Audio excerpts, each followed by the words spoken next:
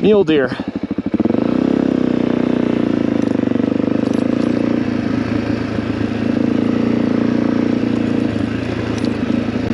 And we have all kinds of wildlife here. Anything that you would expect might be in the Rocky Mountains, it's here. We have mule deer, elk, pronghorn, bighorn sheep, mountain goats. We have moose. And that's just to name the big things. We have black bear, mountain lions. We have badgers. We have snowshoe hares and cottontails. We have marmots. We have pikas. We have all sorts of smaller things like prairie dogs. We have every kind of bird you can imagine, especially around the river valleys. Migrating birds come through, and hundreds of different species. We are now on the state wildlife land. But the deer kind of ignore the fences, as you can tell.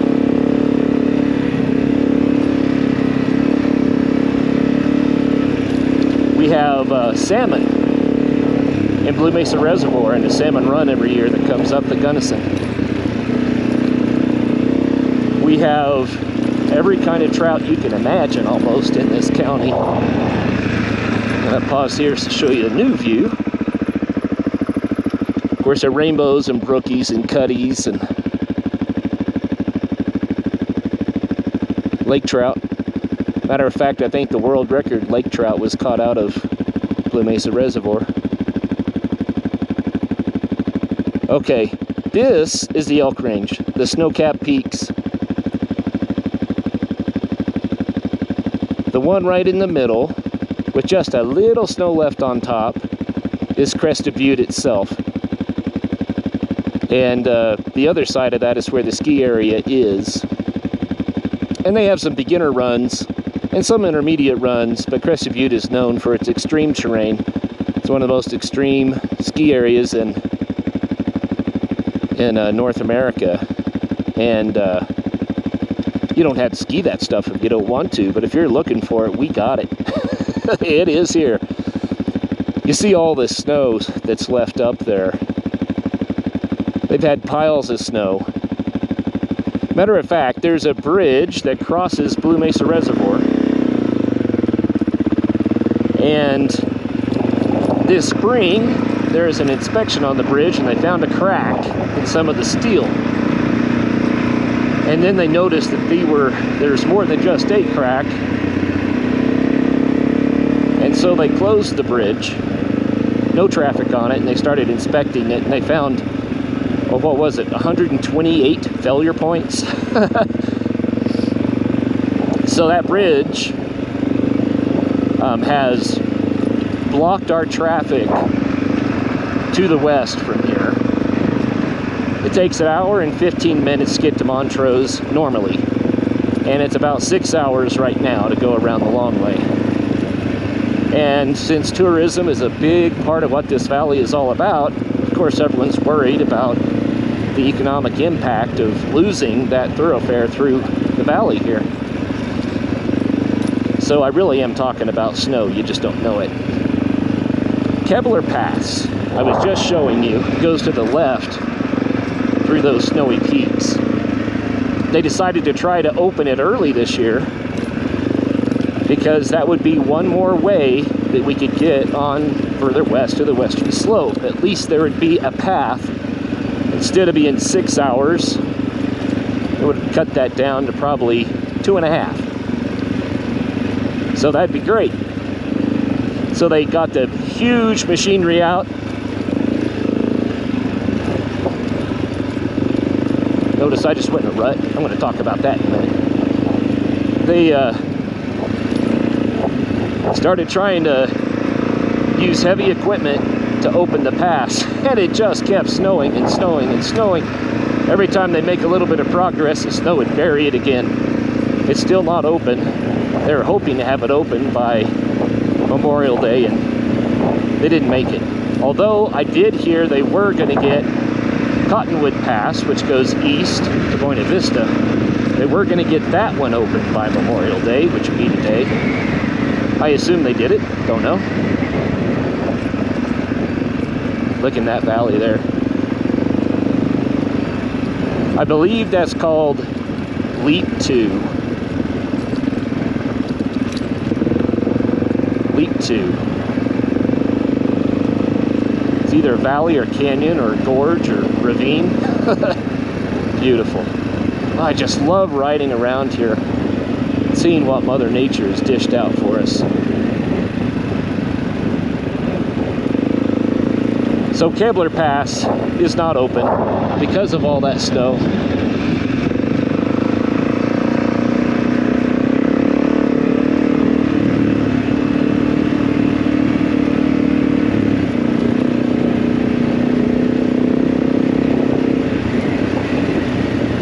You know, it's easy to get really disappointed in life, and this is part of chapter 1 of the book.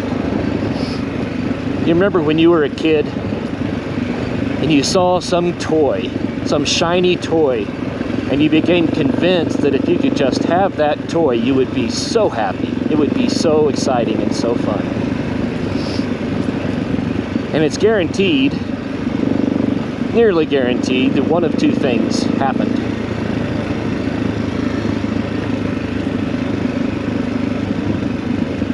Either someone got the toy for you, or someone didn't get the toy for you. No surprise there.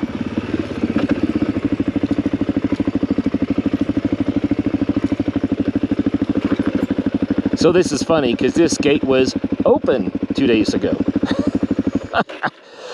I'm just going to leave it as I found it.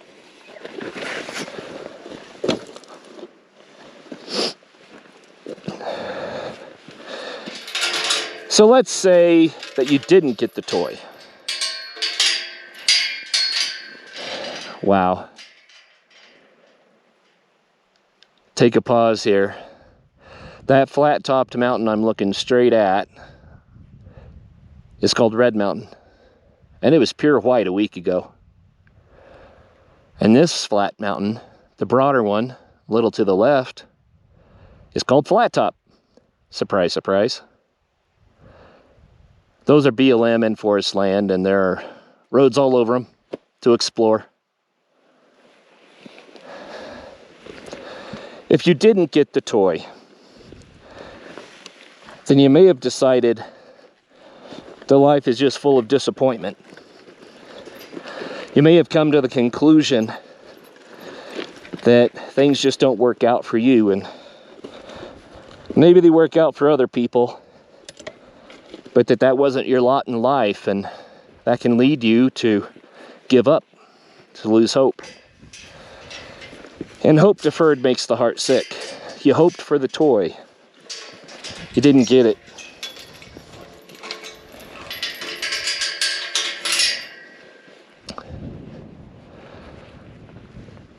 Or maybe you got the toy. Someone got it for you, and at first you were overjoyed. You couldn't believe it. You finally got the toy. So much fun, so exciting. And as you enjoyed the toy, pretty soon a friend or a brother or a sister wanted to play with it too, and you knew you were supposed to share, but you had waited for this toy for so long, and it was so hard, and you didn't want to share. And I mean, you just got the toy, and it was new, and it was yours, and they wanted it. Maybe it became a fight. Maybe even you got in trouble for not sharing. And suddenly that toy wasn't nearly as glossy and shining and lovely as it was before. Maybe that toy started to feel a little bit icky. Or maybe it broke.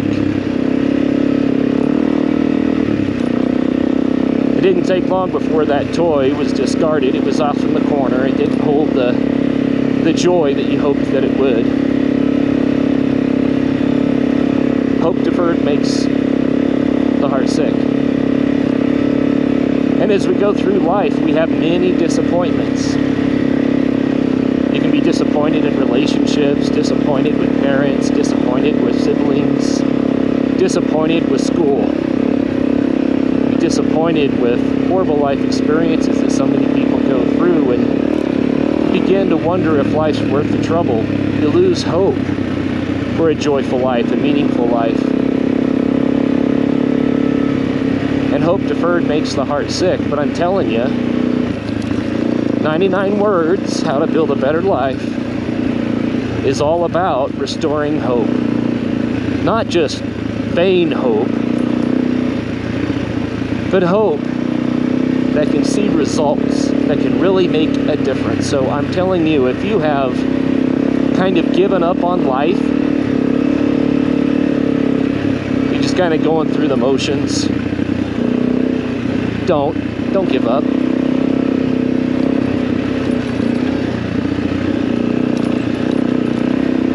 Hope deferred makes the heart sick, but sometimes we get things that have real meaning.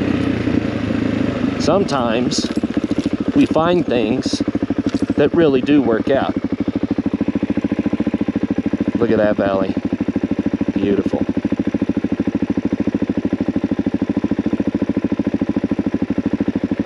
You may notice that the trees are on the north side of the valley.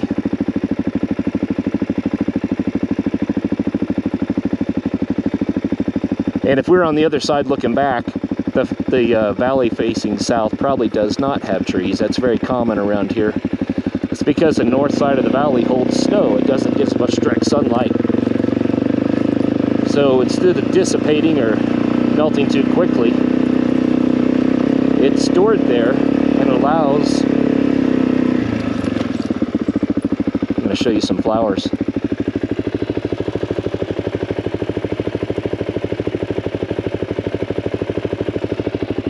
Lots of that this time of the year.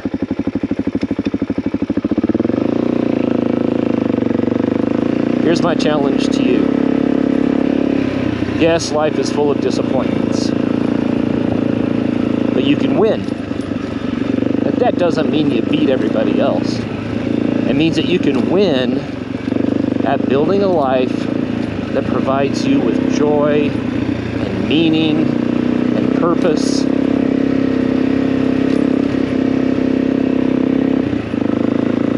And if you are willing to go on this journey with me, then you will win, and you will find that life. The only way that it won't work for you is if you quit trying, if you give up. I'm telling you, you can build a life that you love living.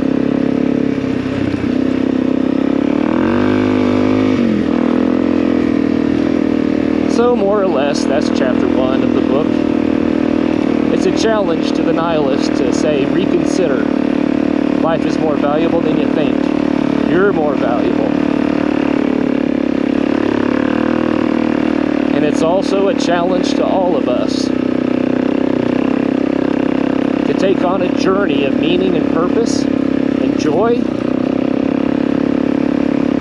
to give life another chance. Woo! Top of the world. You see the road down there in the valley?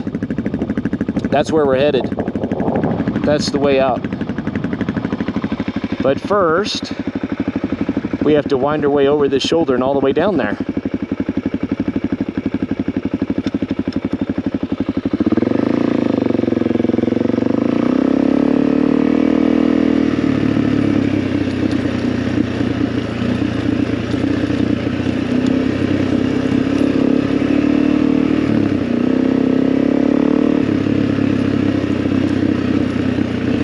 Life is worth living, especially if you make it worth living.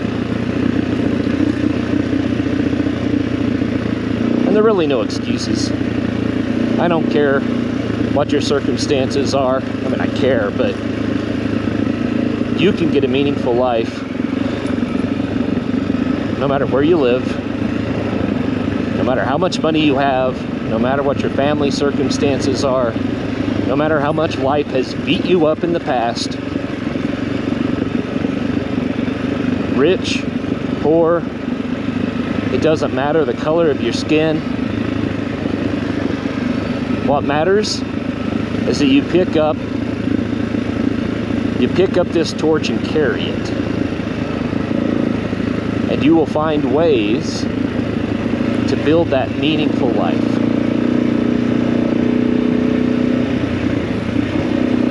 You notice we're getting into a lot of the crushed granite sandy stuff now.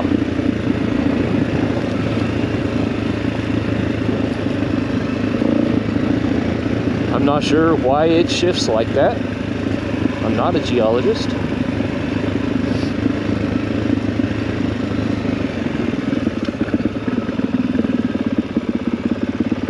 Well, I was going to talk about ruts, and I've talked about ruts before on this channel. In life, it's easy to get into a rut. Yes, you nihilist, I'm talking to you. Sometimes the ruts are scary because you get in a rut, you think you're going to crash, or you think there's no way out.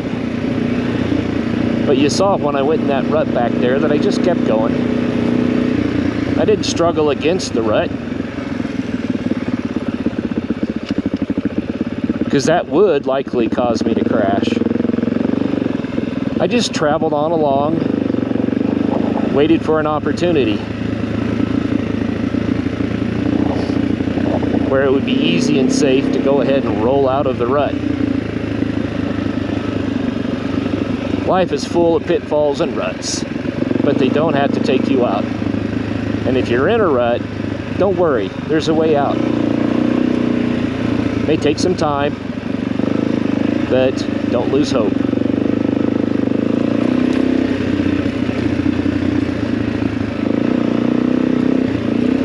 And everybody on this planet finds themselves in a rut from time to time. That's part of what it means to be human. You're not alone in that.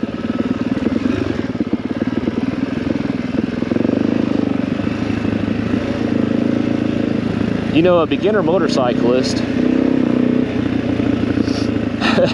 can get in these ruts pretty easily and may not know how to navigate through all of this. But with experience, it gets easier and easier and easier. It's better, easier to choose your path. The same is true for life. Don't give up, no matter how desperate things seem. There's a way out. With experience, you'll get better at it. I love this part of the ride. I like the ups and the downs and the curves, the switchbacks. Matter of fact, this valley is so pretty down here, and we have this lovely stream going through it. I think I'll come back here and camp, just so I can enjoy it.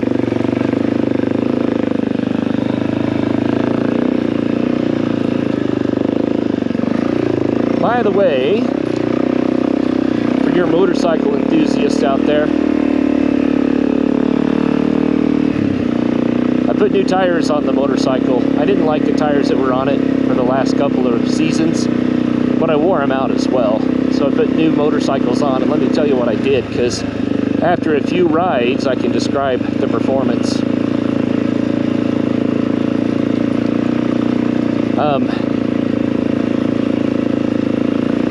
The rear tire, oh, now I'm spacing the name. It'll come to me in a minute. The rear tire was a very affordable tire, and when I read the reviews on it, people said it was pretty stiff, but it lasted a long time, and it was really grippy and performed really well. Matter of fact, it's so stiff, I have bead lockers on my rim. I suspect that if I had a flat tire, I could ride it out with those bead lockers if I took it easy. That's how stiff that tire is. I don't even think it would damage the rim. And the tires come in pairs, the front and the rear. But the front tire had less favorable reviews about slipping on the corners, sliding out. And I didn't like the sound of that because I wanted something super, super grippy that would be forgiving on my front. And so I went ahead and spent the money for a very highly rated Pirelli for the front so that I would have that front traction that I was looking for. And so the back tire didn't cost much, like 70 bucks. The front tire was I don't know, 140 something, double the cost of the back one. But I think it's a perfect setup. I'm getting better traction than I've had ever on this motorcycle. And the rear tire seems to hold its grip pretty well in this loose stuff when you're on a kind of in a rut or off camber. And that's what I wanted. It's really grippy. And the front tire delivers just as promised.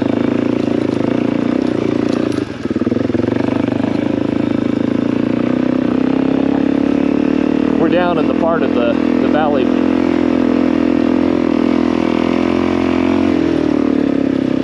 that you saw from the top.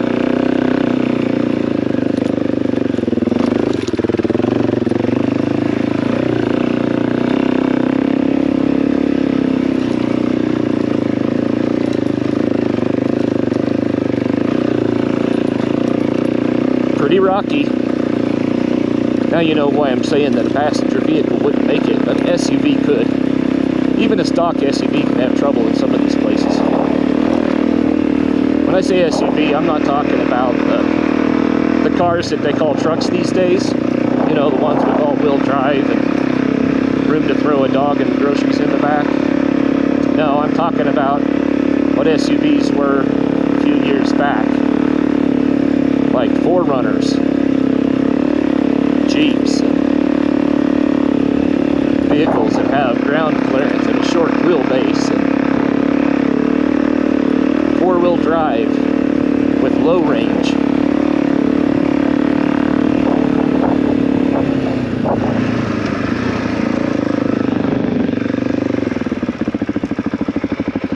Here's the funny thing. You see the road behind us? That goes back where we've been and reconnects with those other roads. Now we went through that valley. Now we have to go over another ridge, and then we're going to drop down into Almont. And that's where I hit pavement. That'll be the end of the ride today. But I want you to get to see the rest of this. So I'm going to shut up. Enjoy the ride.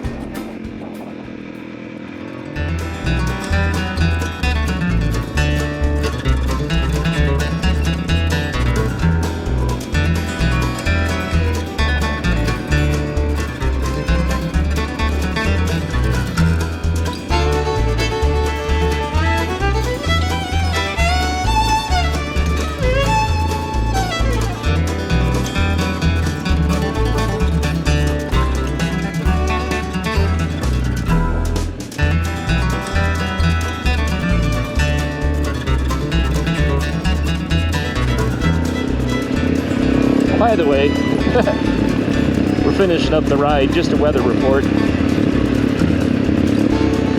Memorial Day weekend. I've been riding today. It was 50 degrees Fahrenheit when I left the house. It was right around freezing this morning when I woke up. And like I said, it often snows on Memorial Day weekend, so plan accordingly. Thanks for riding with me today.